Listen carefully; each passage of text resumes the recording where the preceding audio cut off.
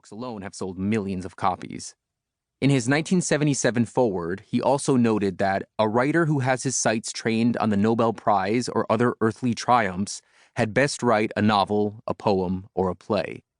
Essays wouldn't get you there. Perhaps that comment inspired the Pulitzer jury to make up for its previous neglect and honor him a year later with a special citation for his letters, essays, and the full body of his work. Was his lack of critical acclaim due to the diminished status of the essay in general, or was it a direct result of work that didn't strike many as worthy of literary fame? In her quick indictment, Hardwick, a fine essayist herself, was responding to White's talent and not his preferred genre. Yet, White had achieved some level of literary fame in one small corner of academia: first-year writing programs, often known then as freshman English.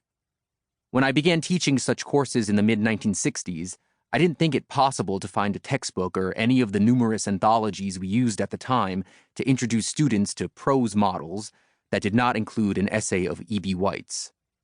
It didn't hurt that White was also well known as the co-author, with William Strunk Jr., of the perennially best-selling The Elements of Style, a little book often recommended to writing students at all levels and that still sells well.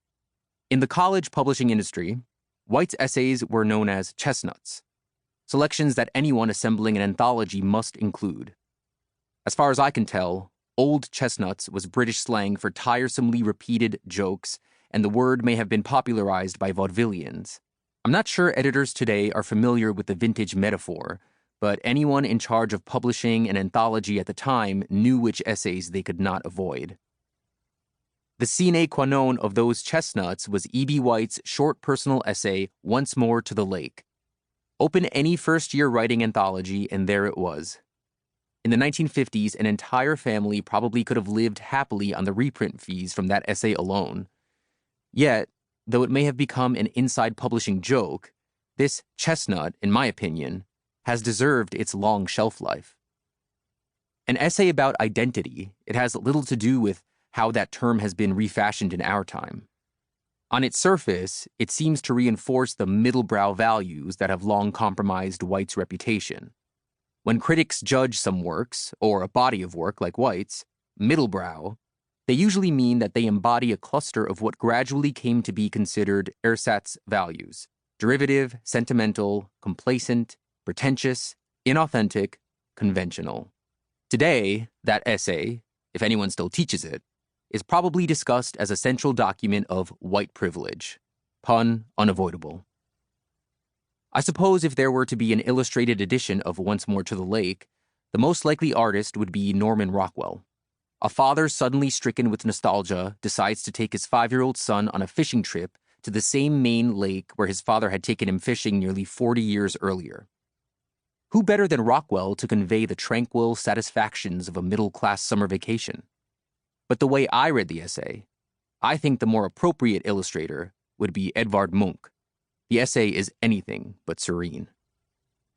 White constructs Once More around a central illusion that envelops him as soon as he and his son arrive at the lake in the summer of 1941. Time has stopped.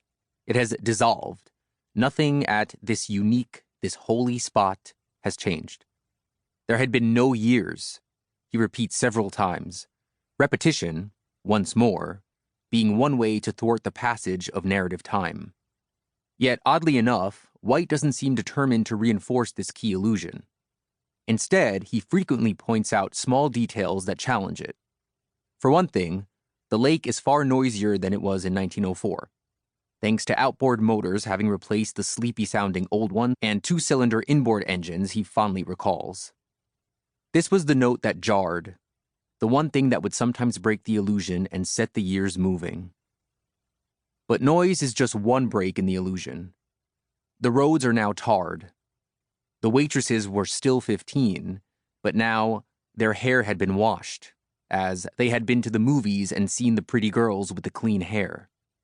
Arriving at camp now lacked the excitement it once had when the farmers' wagons waiting at the train station dropped you off after a bumpy 10 miles. Now you simply drove in and parked. The road leading up to the farmhouse for dinner once had 3 tracks, one for horses, but now has only 2. For a moment, I missed the middle alternative.